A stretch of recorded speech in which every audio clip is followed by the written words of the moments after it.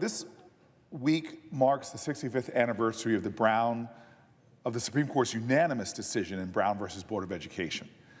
In Brown, the justices recognized a profound moral wrong tearing at the soul of this country: racial segregation in our nation's schools.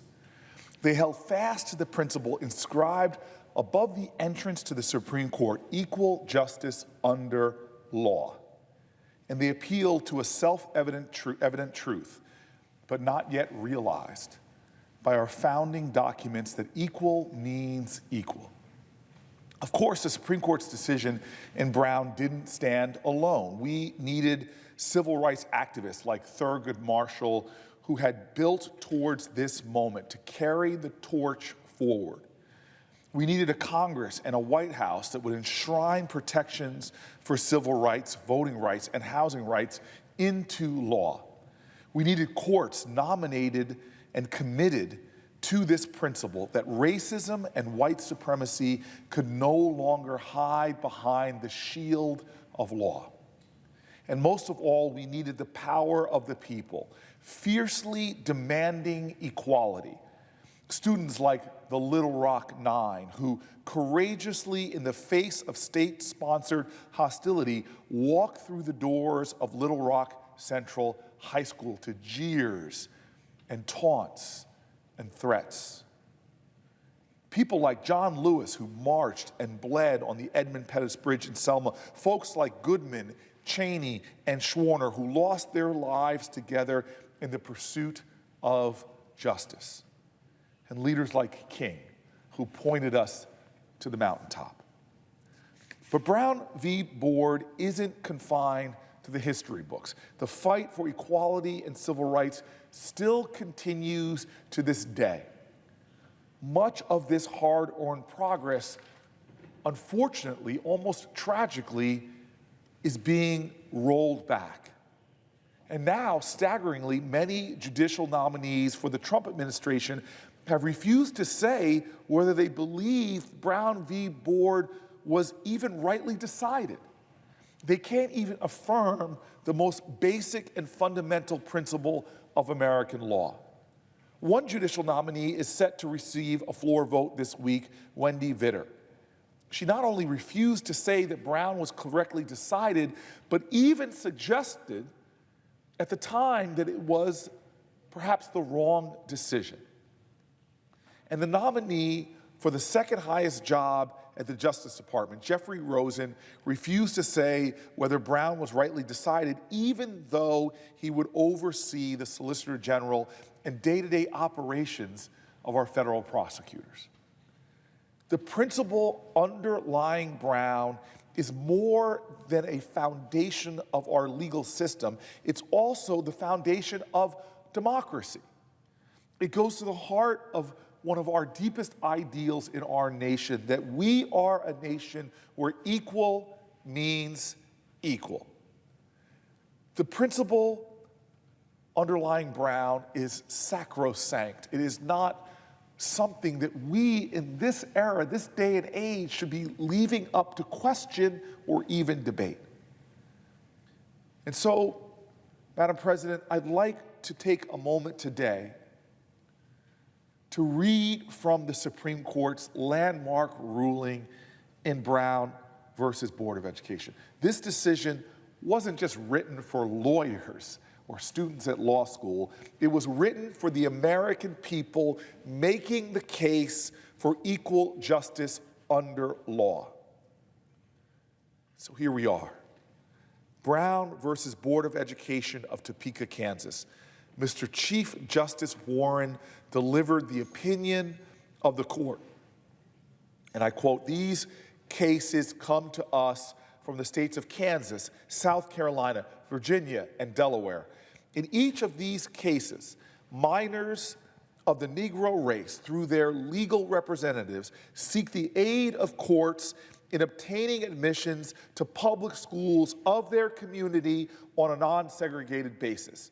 In each instance, they have been denied admission to schools attended by white children under laws requiring or permitting segregation according to race. This segregation was alleged to deprive the plaintiffs of equal protection of the laws under the 14th Amendment. In each of the cases, other than the Delaware case, a 3-judge federal district court denied relief to the plaintiffs on the so-called separate but equal doctrine announced by this court in Plessy versus Ferguson. The plaintiffs contend that segregated public schools are not equal and cannot be made equal, and hence they are deprived of the equal protection of the laws. Today, education is perhaps the most important function of state and local governments. Compulsory school attendance laws and the great expenditures for education both demonstrate our recognition of the importance of education to our democratic society. It is required in the performance of our most basic public responsibilities, even service in the armed forces. It is the very foundation of good citizenship.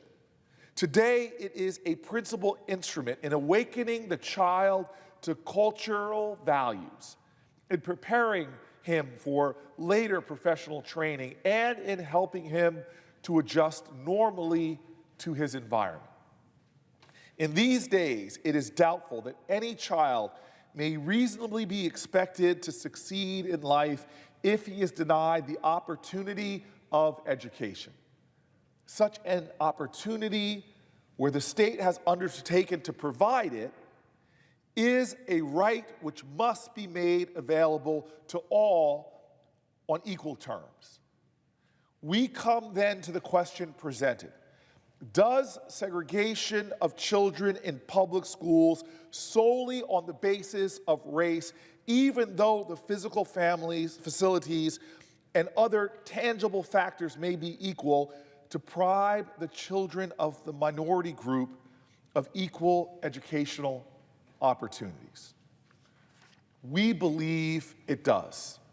To separate them from others of similar age and qualifications solely because of their race generates a feeling of inferiority as to their status in the community that may affect their hearts and minds in a way unlikely to ever be undone.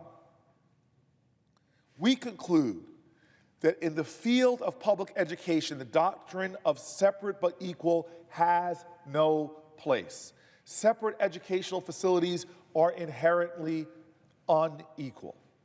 Therefore, we hold that the plaintiffs and others similarly situated for whom the actions have been brought are, by reason of segregation complained of, deprived of the equal protections of the laws guaranteed by the 14th Amendment. It is so ordered. It's been 65 years since the 9 justices of the Supreme Court unanimously gave those words the force of law. Today, for any nominee who would enforce or interpret our laws, it should be far beyond debate that Brown was right. The separate but equal doctrine has no place in American society. 65 years on, it is our duty as Americans to continue the fight for equality and justice in America. We owe this not just to ourselves, but we who benefit from the blessings of this democracy sown by the hands of our ancestors. We who partake of that fruit from their labors. We must recognize those heroes and the generations who advocated for, marched, and insisted that this nation make good on the promise of equal justice under the law. I stand here upon the shoulders of those who came before. We as a nation have progressed in every generation towards more inclusion, more equality. Our courts and our activists and our citizens who come before have made this a more perfect union. We still have work to do, but we can't allow ourselves to see undone the progress of our ancestors. We can't allow ourselves to call into question those sacrosanct ideals enshrined in our law. This is not the time to go back. We must continue to forge a pathway forward. 65 years ago, our courts acted in the name of justice and equality. It is our duty and obligation to preserve that progress. Madam President, I yield the floor.